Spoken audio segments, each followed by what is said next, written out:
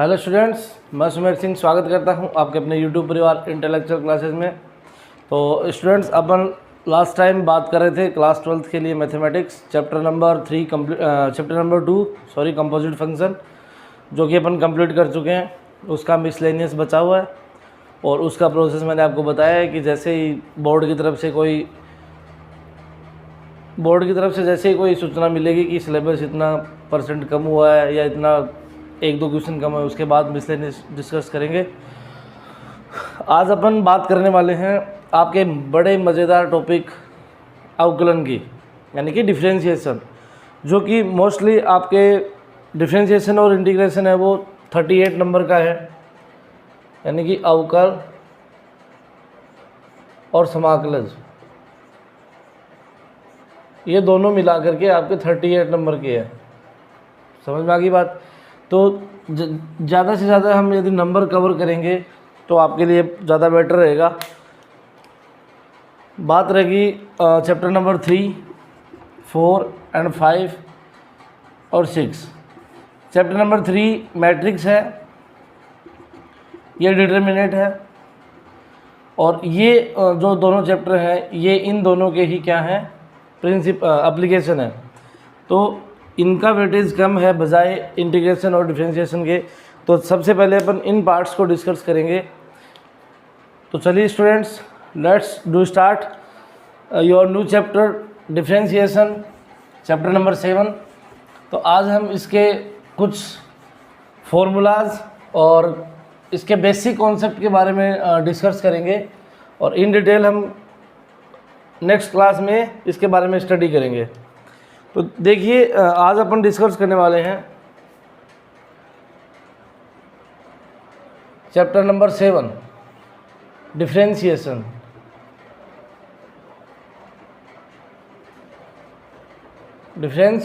अवकलज। तो देखिए स्टूडेंट्स, अवकलज क्या होता है? मेन बात यही है। देखिए, अवकल आपके पास यदि एक फलन दिया हुआ होगा, कोई भी फलन होगा, वो y की रिप्रेजेंट में होगा, तो कैसे हो सकता है वो ax² + bx + c, या तो वो अलजेब्रिक हो सकता है y = sin x, या वो ट्रिग्नोमेट्रिक हो सकता है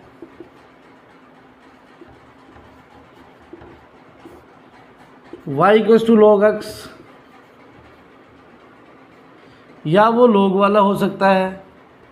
कहने का मतलब क्या है कि आपको जो ये फलन है, जो अपन लास्ट चैप्टर यानी कि फर्स्ट चैप्टर से अपन बात करते आ रहे हैं कि फलन क्या है, तो ये जो भी फलन है इनको शॉर्ट फॉर्म में रिप्रेजेंट करने का जो मेथड है वो अवकलन कहलाता है। ठीक है, short form in the sense मैं क्या कह रहा हूँ कि जैसे मेरे पास y = ax² + bx + c, ये मेरे पास ये क्या है, 2 डिग्री अलजेब्रिक इक्वेशन है। बात समझ में आ गई? यानी कि मेरे पास ये क्या है, एक 2 डिग्री की अलजेब्रिक इक्वेशन है, और मैं क्या कह रहा हूँ कि इसको ये छोटे रूप में चेंज कर देगा। कैसे? देखिए, डिफरेंशिएशन करने का तरीका क्या होता है, d/dx, यानी कि ये जो y है ये क्या है, चर है, यानी कि वेरिएबल।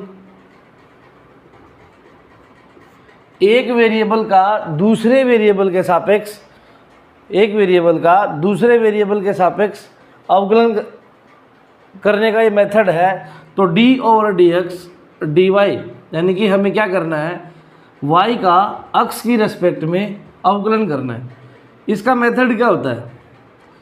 इसका मेथड ये होता है कि d/dx अक्ष की पावर n, यानी कि अक्ष की पावर n जो भी फलन होंगे जिसके अक्ष में पावर में घात होगी, उसका करने का मेथड क्या होगा, nx की पावर n-1। समझ में आ गई? nx की पावर n-1। अब देखिए यहाँ पे हमारे पास जो फंक्शन दिया है ax² + bx + c। समझ में आ गई बात? अब हमारे पास यहाँ पे देखिए वेरिएबल कितने हैं, x स्क्वायर है और एक x की पावर 1 है, और ये c क्या है, कांस्टेंट है। ये c क्या है, कांस्टेंट है, अचर राशि है। स्टूडेंट्स, अचर राशि का डिफरेंशिएशन हमेशा क्या होता है, ज़ीरो होता है। और अचर राशि के यदि मैं इंटीग्रेशन की बात करूंगा, जो कि आपका नेक्स्ट चैप्टर होगा इसमें, तो इंटीग्रेशन में यदि आप अचर पद का इंटीग्रेशन करेंगे तो वहाँ पे इसके साथ मल्टीप्लाई में क्या हो जाएगा, यदि x की रेस्पेक्ट में कर रहे हैं तो x आ जाएगा, y की रेस्पेक्ट में कर रहे हैं तो y आ जाएगा। मतलब जिस वेरिएबल के रेस्पेक्ट में हम इसको इंटीग्रेट करेंगे तो वही फंक्शन इसके साथ आ जाएगा। लेकिन डिफरेंशिएशन में क्या होता है, कांस्टेंट फलन का डिफरेंशिएशन होता है ज़ीरो हमेशा। समझ में आ गई बात। अब देखिए मैंने क्या कहा था कि इसको शॉर्ट फॉर्म में लिख देंगे।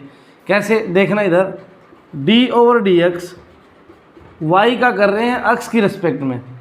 ओके, तो देखिए इधर a मल्टीप्लाई में है तो मल्टीप्लाई में रहेगा, कोई दिक्कत नहीं है। अक्स स्क्वायर, अक्स की पावर कितनी है, 2 है, यानी कि अक्स की पावर n, यानी कि यहाँ पे अक्स की पावर 2 है। सेम ऐसा ही तो है। देखिए इधर मैं इसको इधर कर रहा हूँ, D over D x Y equals to D over D X A X की power 2 plus D over D X D over D X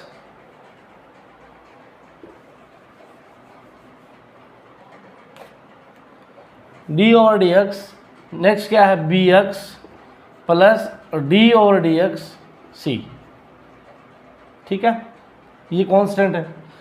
next क्या करना है स्टूडेंट्स, देखिए इधर हमें क्या फॉर्मूला लगाना है, हमें फॉर्मूला लगाना है डी ओवर डी एक्स अक्स की पावर n वाला। और वो फॉर्मूला क्या होता है, एन एक्स की पावर n माइनस 1, यानी कि जो अक्स की पावर होगी वो सबसे पहले क्या हो जाएगी, मल्टीप्लाई में आ जाएगी। यानी कि x की पावर 2 है, a ऑलरेडी मल्टीप्लाई में है, अक्स की power 2 minus 1 plus D over D x तो हट जाएगा, अक्स की पावर 1 है तो 1 इधर आ जाएगी, b मल्टीप्लाई में है, अक्स की पावर 1 माइनस 1 प्लस इसका क्या हो जाएगा 0, क्योंकि ये कांस्टेंट वैल्यू है। तो देखिए क्या हो जाएगा नेक्स्ट, 2ax प्लस यहाँ से क्या आया, a को b से मल्टीप्लाई करेंगे और x की पावर 0 की वैल्यू क्या होती है 1।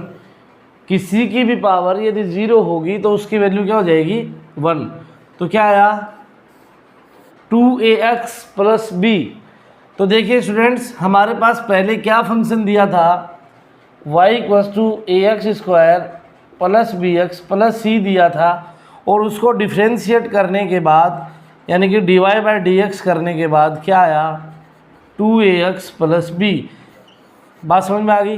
तो कहने का मतलब क्या है कि जो डिफ्रेंशिएशन होता है ये किसी भी फलन को छोटा करने के लिए काम आता है। बात समझ में आ गई। और जस्ट इसके अपोजिट इंटीग्रेशन होता है, वो फंक्शन को बढ़ाने के लिए काम आता है। बात समझ में आ गई। ये तो हो गई जनरल बात। अब देखिए आपके बुक के हिसाब से कैसे क्या दिया है और कैसे क्या करना है उसके बारे में डिस्कस करते हैं। ओके स्टूडेंट्स, डिफरेंशिएशन और इंटीग्रेशन इतने इजी हैं कि ये सारे के सारे फॉर्मूला बेस्ड चलेंगे। जिसको प्रॉपर्टी और फॉर्मूला याद होंगे उसको इसमें कोई समस्या नहीं होगी, और जिसको फॉर्मूला और प्रॉपर्टी याद नहीं होंगे उसको तो समस्याएं होंगी। राइट, तो चलिए अब अपन बात करते हैं कि डिफरेंशिएशन जब आप 11th क्लास में आपके अवकलन नाम आया था तो आपने प्रिंसिपल मेथड से अवकलन किया था। प्रिंसिपल मेथड क्या था कि आपके पास यदि f तथा g दो फलन, यदि f तथा g दो फलन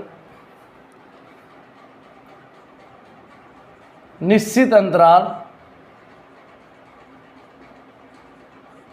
अंतराल ए बी में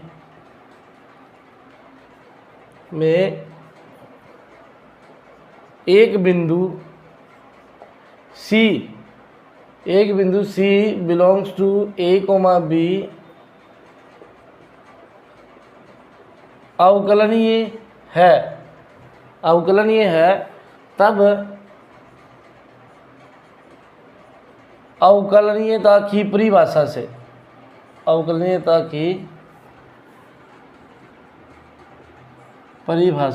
से इंग्लिश मीडियम वाले बच्चे कैसे लिखेंगे, if f and g are two function in a interval a and B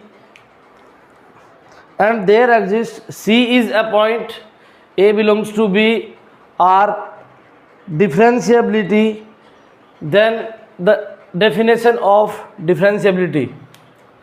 तो देखिए प्रिंसिपल मेथड क्या होता था आपके लिए कि आपके पास एफ डैश सी, यानी कि ये सी एक ऐसा फलन होगा ए और बी के बीच में जो कि क्या होगा, अवकलन ही होगा। और इसकी फॉर्मूला क्या होता था, F X limit X tends to सी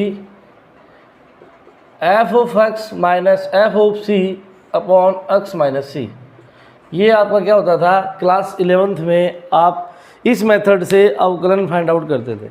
बात समझ में आ गई।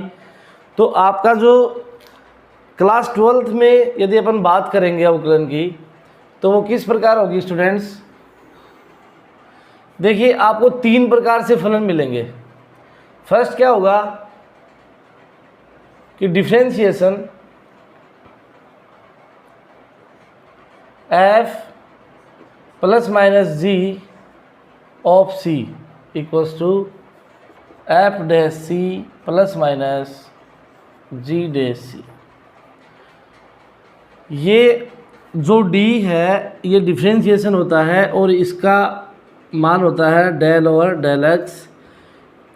ये आंशिक अवकलज के रूप में काम आता है, आंशिक अवकलज। लेकिन आप इसको d y by d over D x भी लिख सकते हो, तो ये कोई समस्या वाली बात नहीं है। बात समझ में आ गई। तो यहाँ जो मैंने लिखा है डी और del over del X F plus minus G C equals to F dash C plus minus G dash C. ये मेरे लिखने का मोटिव क्या है स्टूडेंट्स, इधर देखिए।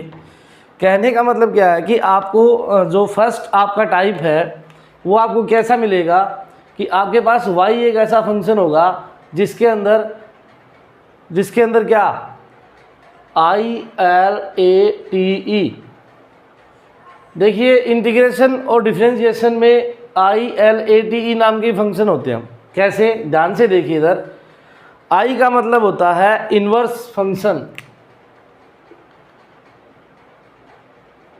Inverse function. एल का मतलब होता है लॉग वाले फंक्शन, लॉग फंक्शन। ए का मतलब होता है अलजेब्रिक फंक्शन। टी का मतलब होता है ट्रिग्नोमेट्रिक फंक्शन।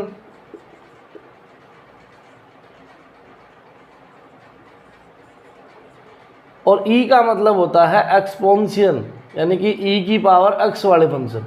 बात समझ में आ गई। आपको पूरे चैप्टर में ऐसे ही देखने को मिलेंगे कि जैसे y इक्वल्स टू क्या हो गया, एक्स स्क्वायर हो गया प्लस 4 एक्स की क्यूब हो गया, 4x स्क्वायर हो गया माइनस 3x हो गया प्लस 4 हो गया। आपको फर्स्ट टाइप ऐसी मिलेगी। सेकंड टाइप आपको क्या मिल सकती है, y इक्वल्स टू कि एक फलन साइन और उसके मल्टीप्लाई में दूसरा फलन हो जाएगा जैसे कोस एक्स। ठीक है, आपको ऐसी टाइप मिलेगी log sine x, y equals to sine E की पावर एक्स। समझ में आ गई बात। तो आपको ऐसी टाइप मिलेगी। अब इनके करने का तरीका क्या है वो मैं डिस्कस कर रहा हूँ इधर। देखिए सबसे पहले आप मान के चलिए कि आपके पास फर्स्ट टाइप आई,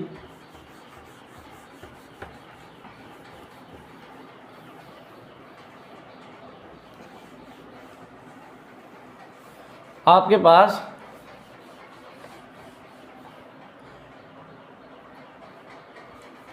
देखिए रटना नहीं है, सीखना है हमें, क्योंकि ये 38 नंबर यानी कि 38 नंबर हमें घर के करने हैं। बात समझ में आ गई ना। तो देखिए फर्स्ट ऑफ ऑल क्या हो आपके पास कि y इक्वल्स टू 3x की पावर 4 प्लस 4x की cube minus 7x square plus 6x plus 5। आपके पास ऐसा एक समीकरण दे देगा जिसके अंदर क्या है, प्लस माइनस करके कोई ना कोई फंक्शन दिए हुए हैं। बात समझ में आ गई, प्लस माइनस करके आपको फंक्शन दिए हुए हैं। अब मैंने आपको इधर बताया था कि जब अलजेब्रिक फंक्शन हो तो अलजेब्रिक फंक्शन के लिए ये वाला फॉर्मूला काम आता है, डिफ्रेंशिएशन ऑफ x की power n equals to nx की पावर n माइनस 1। बात समझ में आ गई। Differentiation of algebraic function is says that d over dx raised to the power x raised to the power n equals to nx की power n minus 1। बात समझ में आ गई। जब आपके पास, मैं क्या कह रहा हूँ कि जब आपके पास कोई अलजेब्रिक फंक्शन हो तो उसके लिए ये वाला फॉर्मूला काम आएगा। बात समझ में आ गई।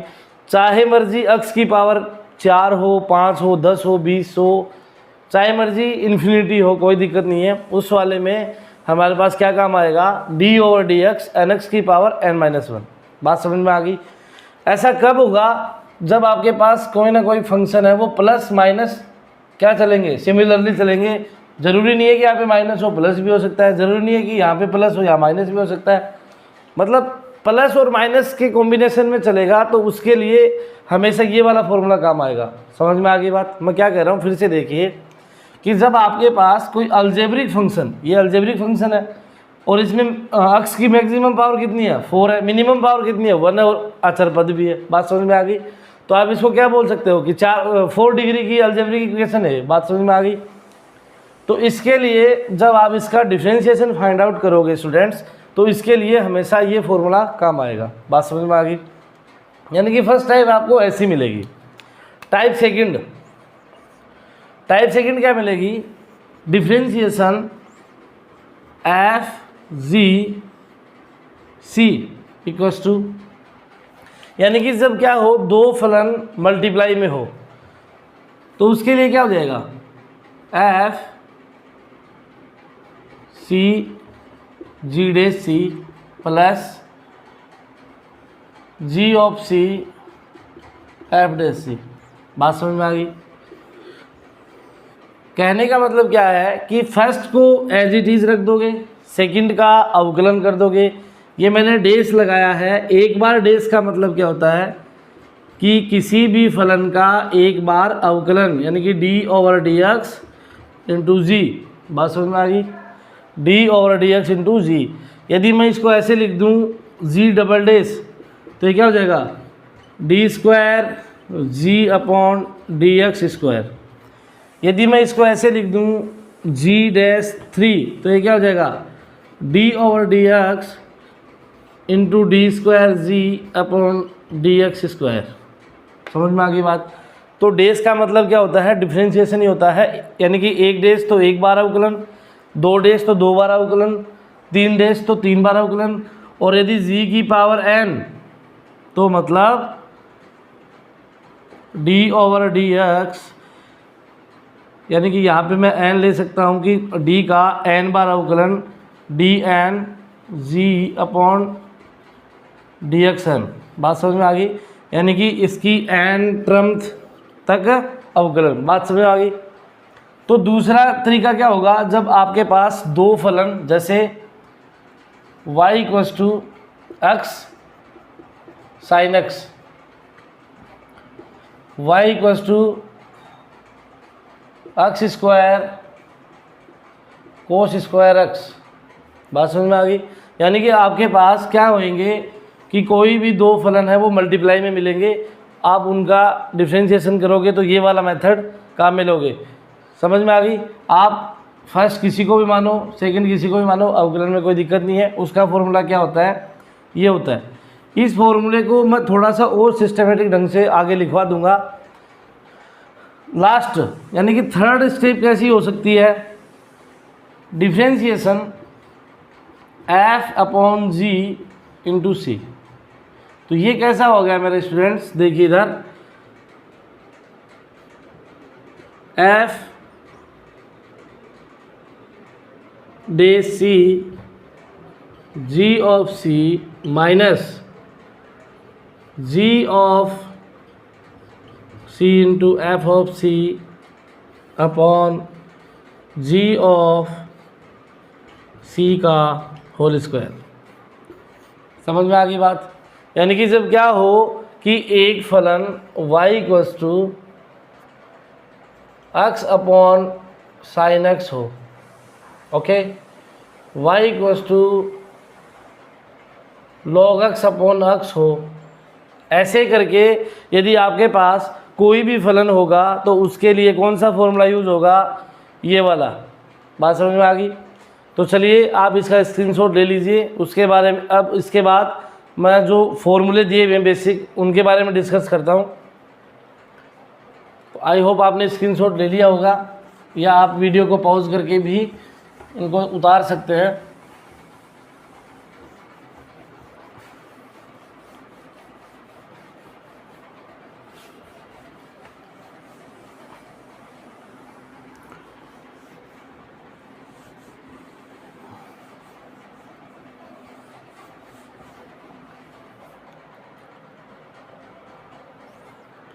चलिए फर्स्ट फॉर्मूले देखते हैं पहले कि करने के फॉर्मूले कौन से होते हैं। फर्स्ट होता है कि यदि आपके पास अलजेब्रिक फंक्शन हो d और dx x की पावर n, तो उसका फॉर्मूला क्या होता है, nx की पावर n-1। बात समझ में आ गई, ठीक है। दूसरा देखिए, वैसे आपकी बुक में दे रखे हैं फॉर्मूले, ऐसी बात नहीं है। ये तो हो गया अलजेब्रिक। यदि आपके पास क्या हो d over dx log x, तो इसका क्या हो जाएगा डायरेक्टली 1/x। इनका यूज़ कैसे होगा वो हम एक क्वेश्चन, इसके एग्जांपल हैं जो भी हैं बुक के क्वेश्चन हैं उनमें करेंगे, तो आपको इजीली समझ में आ जाएगा, उसकी टेंशन नहीं है। 3 d over dx sine x, यानी कि ट्रिग्नोमेट्री फंक्शन, तो साइन x का हो जाएगा students cos x। 4 d over dx cos x का हो जाएगा minus sine x। 5 d over dx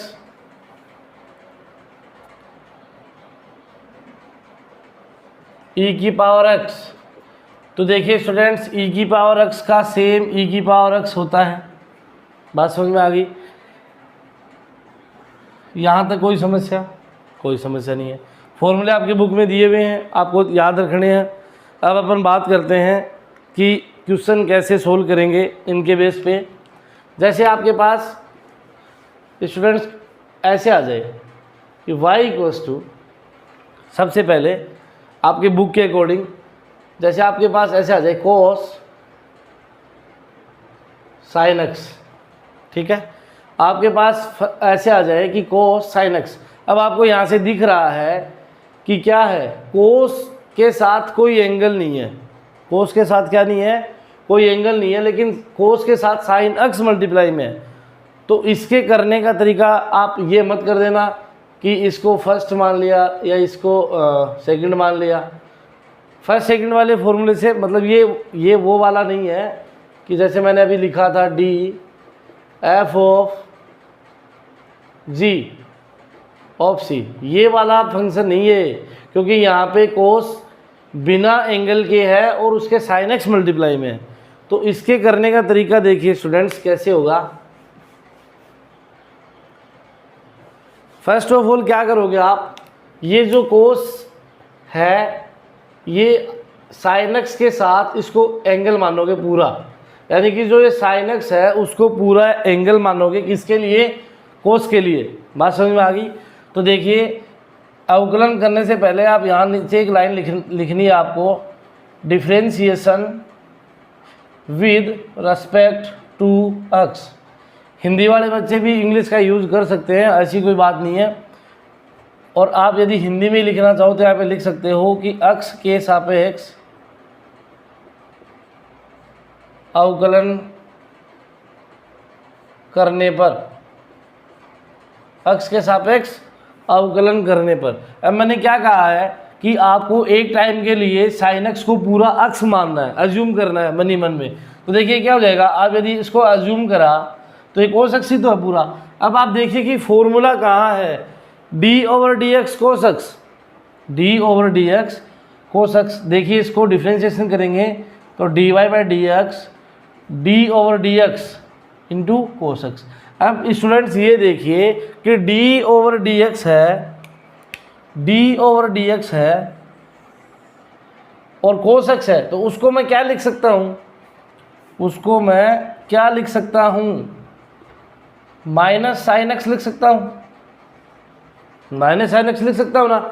अब मेरे को ये बताइए कि अक्स क्या है, ऑलरेडी साइन एक्स है, अक्स क्या है, ऑलरेडी साइन एक्स है, तो यहाँ पे क्या हो जाएगा, कोस साइन एक्स। समझ में आ गई बात। और अब क्या है, अब साइन एक्स का यानी कि इसमें 2 बार अवकलन करना पड़ेगा, यानी कि जितने फंक्शन उतनी बार अवकलन। तो आपके पास 2 फंक्शन थे, कोस एक्स यानी कि साइन एक्स पूरे को मैंने एक्स अज्यूम किया, फिर कोस एक्स का अवकलन किया तो माइनस साइन एक्स, तो साइन एक्स मतलब आप एक बार इसको एक्स पढ़ोगे, लेकिन ये ऑलरेडी है तो क्या साइन एक्स, लेकिन इस वाले साइन के लिए एंगल का काम कर रहा है। बात समझ में आ गई। अब साइन एक्स का क्या है, dot d over D x sine x. अब देखिए इधर d over D x sine x, D over D x sine x क्या होता है, कोस एक्स, तो d y by D x finally क्या हो जाएगा answer, minus sine x cos x. ये क्या हो जाएगा मेरे बच्चे, ये हो जाएगा आपका फाइनल आंसर। बात समझ में आई।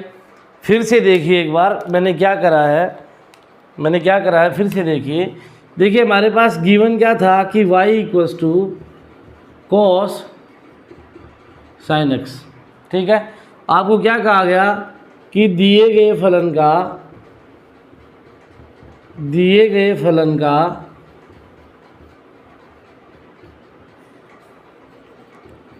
अक्ष के सापेक्ष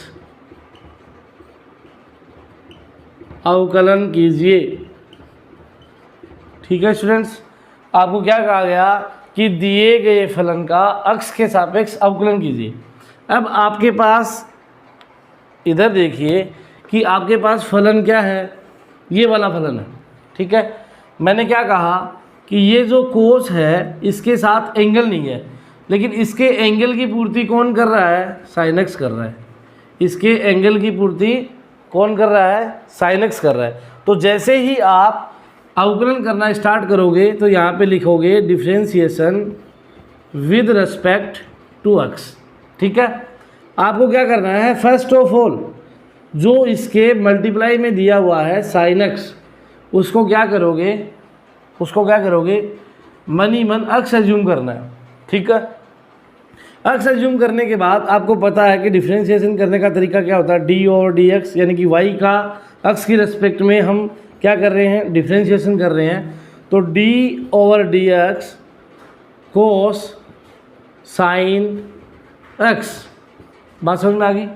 ये क्या है पूरा, ये अक्स है। तो देखिए स्टूडेंट्स, कोस अक्स का डिफरेंशिएशन क्या होता है, माइनस साइन एक्स डॉट, क्योंकि एक बार तो कोस एक्स का हो गया और अब जो साइन एक्स दिया हुआ है उसका कर देंगे D over D x sine x. बात समझ में आ गई। चलिए नेक्स्ट फाइनल स्टेप क्या हो जाएगी, डी ओवर डी एक्स तो हो ही गया। अब देखिए इसका क्या हो जाएगा, माइनस साइन एक्स। बात समझ में आ गई। Minus sine x dot sine x का क्या होता है स्टूडेंट्स, कोस एक्स। तो ये क्या हो जाएगा, कोस एक्स। ये आपका क्या हो गया स्टूडेंट्स, फाइनल आंसर हो गया। बात समझ में आ गई। आई होप आपको ये समझ आ गया होगा। अब अपन बात करते हैं आपके बुक के एग्जाम्पलों की।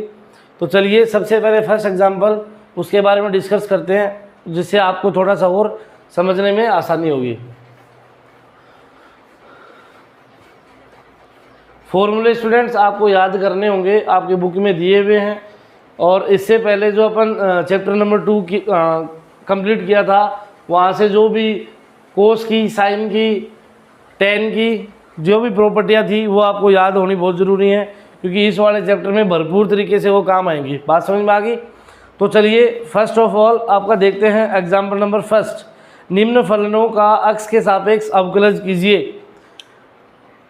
निम्न फलनों का अक्ष के सापेक्ष अवकलन कीजिए। नाउ डिफरेंशिएट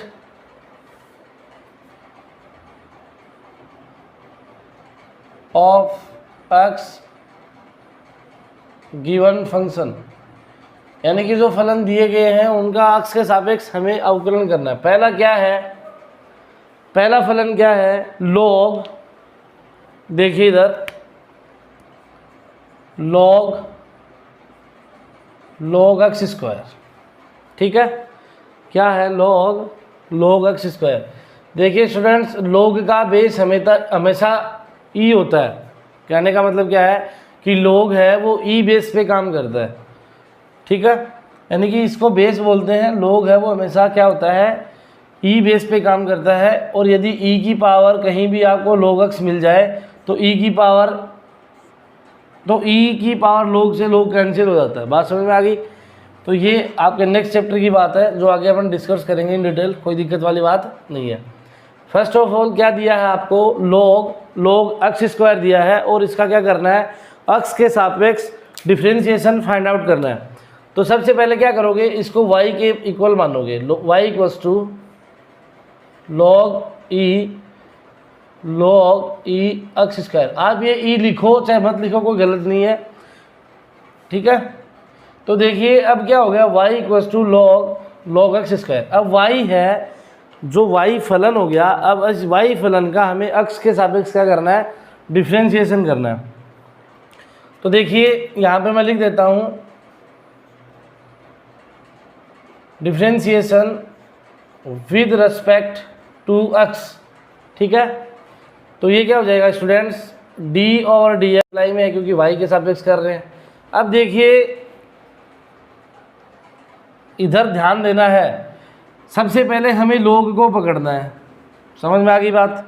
अब ये लॉग है, इसके साथ ये जो लॉग दिया हुआ है इसके साथ क्या हुआ, बुरा हुआ। क्यों, क्या बुरा हुआ कि इसका फंक्शन अधूरा रह गया और इसके साथ क्या दे दिया, लॉग एक्स स्क्वायर दे दिया। ये बात ध्यान में रखनी है। इधर देखना कि सबसे पहले हमें लॉग को पकड़ना है, लेकिन लॉग के साथ क्या हो गया, लॉग के साथ बुरा हो गया, इसका फंक्शन पूरा नहीं दिया और हमें ऐसे करके दे दिया लॉग एक्स स्क्वायर।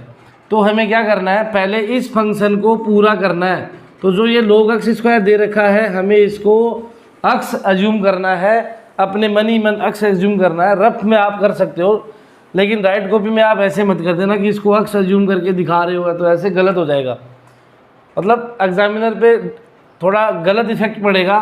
तो आप देखो इधर, यदि इसको मैंने को पूरे को लॉग एक्स अज्यूम कर लिया, लॉग एक्स स्क्वायर को अक्ष अज्यूम करा, तो ये क्या हुआ, ये कोई ना कोई लॉग एक्स ही तो हुआ। और आपको पता है कि D over D x log x क्या होता है स्टूडेंट्स, 1/x, 1/x होता है। जो मैंने प्रॉपर्टी लिखी है इधर देखना, ये रही है ना इधर। तो देखिए अब ये क्या हो जाएगा, अब ये क्या हो जाएगा स्टूडेंट्स, देखना इधर, dy by D X D over D x log x square dot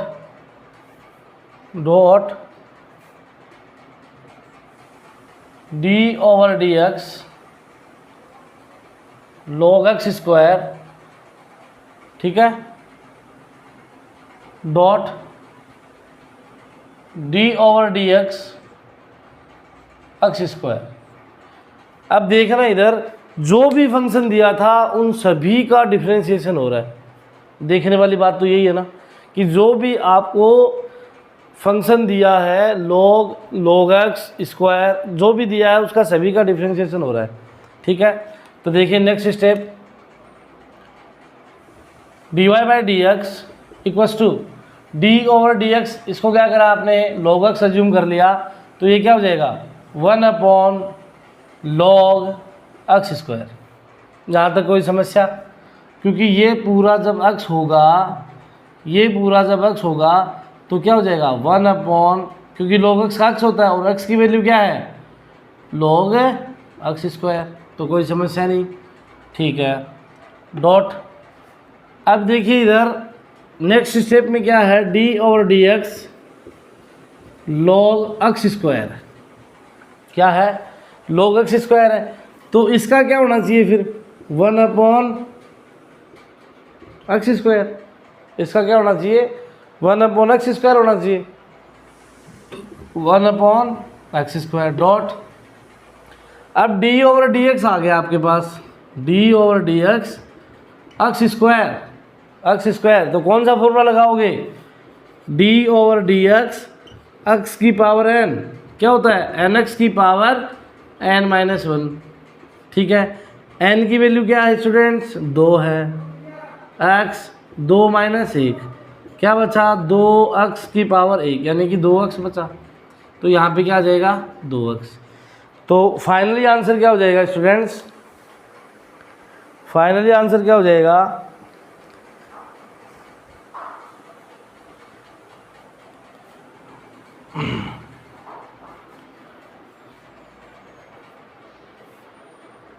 देखिए स्टूडेंट्स फाइनली आंसर क्या हो जाएगा, dy/dx equals to 2x/x square log x square, x की पावर 2 है, एक ऊपर है 2 नीचे है, तो एक कैंसिल आउट हो जाएगी, क्या बचा 2/x log x स्क्वायर, यही क्या आपका आंसर है, ठीक है। अब आपकी बुक में दूसरा मेथड भी दे रखा है, आपकी बुक में दूसरा मेथड भी दे रखा है, क्या दे रखा है कि आप पहले तो क्या करो log x स्क्वायर, ये यदि आपके पास y इक्वल टू करके कुछ है तो आप इसको क्या करोगे, एक फलन को u मानोगे, एक को v मानोगे, बात समझ में आ गई, एक को u मानोगे, एक को v मानोगे, तो जैसी मर्जी आप इससे करना चाहो तो भी गलत नहीं है, आप इस मेथड से करना चाहो तो भी गलत नहीं है, जैसे भी आप करना चाहो, जैसा आपके लिए सफिशिएंट हो तो वो सही है। मेरे हिसाब से यदि मैं अपनी बात करूँ तो मेरे हिसाब से ये वाला मेथड आपके लिए ज़्यादा इजी है बजाय इसके, क्योंकि आप इसमें क्या करोगे एज्यूम करने में यदि कोई ना कोई मिस्टेक कर दोगे तो आपका पूरा क्वेश्चन गलत हो जाएगा, ठीक है। तो देखिए एग्जाम्पल नंबर फर्स्ट हो गया है,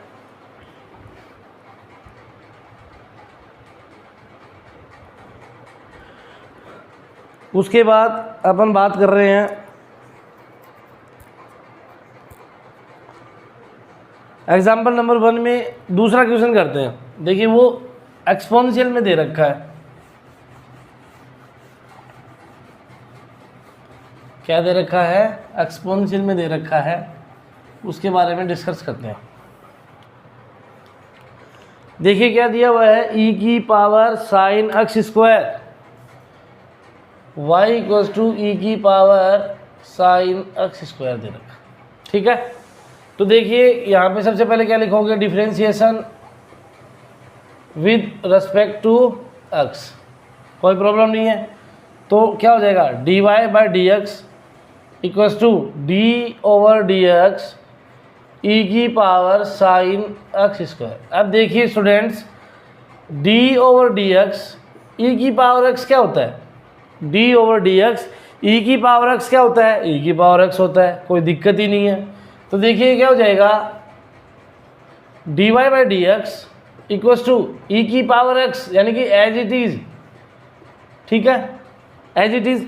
लेकिन अब क्या दे रखा है sin x स्क्वायर भी दे रखा है और फिर x स्क्वायर भी है, यानी कि इन तीनों फलनों का अवकलन होगा, dot d/dx sin x square dot d/dx x square. जैसे ही आप इसको सोल्व करोगे आपका आंसर आ जाएगा। तो देखिए क्या हो जाएगा dy/dx फाइनली e की पावर sin x स्क्वायर।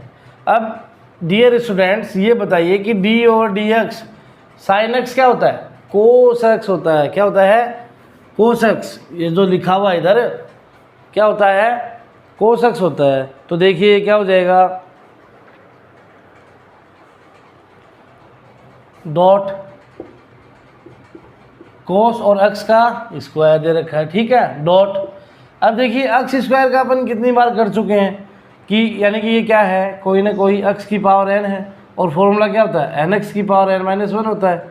भाई d/dx करके क्या होता है एन एक्स की पावर एन माइनस वन होता है, तो D over D x, sorry D over D x x की पावर 2, तो क्या हो जाएगा 2 इंटू एक्स की पावर 2 माइनस 1 यानी कि 2x। जैसे ही आप प्रैक्टिस में आओगे ना तो ये तो आपका मतलब दाएं हाथ का खेल हो जाएगा।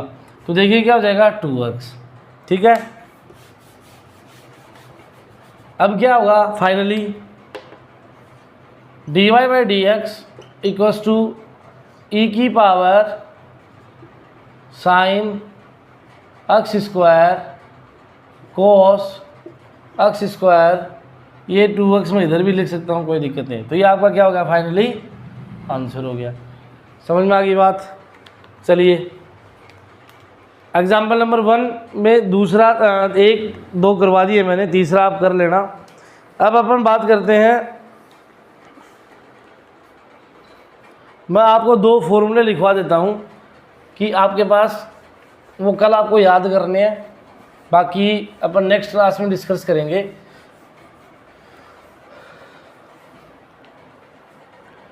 देखिए जब आपके पास y इक्वल्स टू यू और v, y equals to u और v, u और v मीन्स जैसे u इक्वल्स टू आपके पास sin x हो और v इक्वल्स टू आपके पास cos x हो, कोई भी अलजेब्रिक यानी कि कोई भी ILATE नाम का कोई भी फंक्शन हो, तो उसके लिए कहने का मतलब क्या है कि जब 2 फलन मल्टीप्लाई में हो तो उसके लिए आप डायरेक्ट फॉर्मूला यूज़ कर सकते हैं बजाय इसके, यानी कि इसकी बजाय आपको मैं डायरेक्ट फॉर्मूला लिखा देता हूँ। तो वो फॉर्मूला क्या है स्टूडेंट्स, देखना इधर, यानी कि y इक्वल्स टू आपके पास u कोमा v नाम के 2 फलन हो तो उसको कैसे डिफ्रेंशिएट करोगे, dy by D x equals to, सबसे पहले क्या करोगे u को छोड़ देना है, यानी कि u को छोड़ देना है as it is dv over D x plus v को छोड़ देना है du ओवर डी एक्स। बात समझ में आ गई। ये वाला फॉर्मूला आपको याद करना है। आप चाहे इसको फर्स्ट इंटू सेकेंड बोलो या u इंटू वी बोलो, आपकी मर्जी है। एक फॉर्मूला तो होगा ये। दूसरा फॉर्मूला क्या होगा कि जब y इक्वल्स टू आपको u अपॉन v, यानी कि एक फलन दूसरे के डिवाइड या नोमिनेटर और डिनोमिनेटर के रूप में हो तो उसके लिए क्या मेथड होगा या उसके लिए क्या फॉर्मूला होगा, differentiation with respect to x। तो ये क्या हो जाएगा dy by D x equals to, सबसे पहले क्या करोगे जो v दिया है v as it is u का डिफ्रेंशिएशन x के सापेक्ष माइनस, फिर क्या करना है u as it is del v over del x और फिर v का होल स्क्वायर। बात समझ में आ गई स्टूडेंट्स। ये दोनों फॉर्मूले आपको याद करने हैं क्योंकि नेक्स्ट जो अपना चैप्टर है 7.1 उसमें ये दोनों फॉर्मूले आपके यूज़ होंगे। समझ में आ गई बात। तो आई होप आज का सेशन आपको बहुत पसंद आया होगा और उम्मीद करता हूँ कि आपको डिफ्रेंशिएशन अच्छे से समझ आया होगा। तो आपको क्या करना है, आपके लिए होमवर्क है कि आप इसके फॉर्मूले अच्छे से याद करो जो कि बुक में दिए हुए हैं। और यदि से आज का सेशन आपको अच्छा लगा हो तो वीडियो को लाइक करें, ज़्यादा से ज़्यादा शेयर करें, कमेंट करें। घर रहें, स्वस्थ रहें, सुरक्षित रहें। धन्यवाद।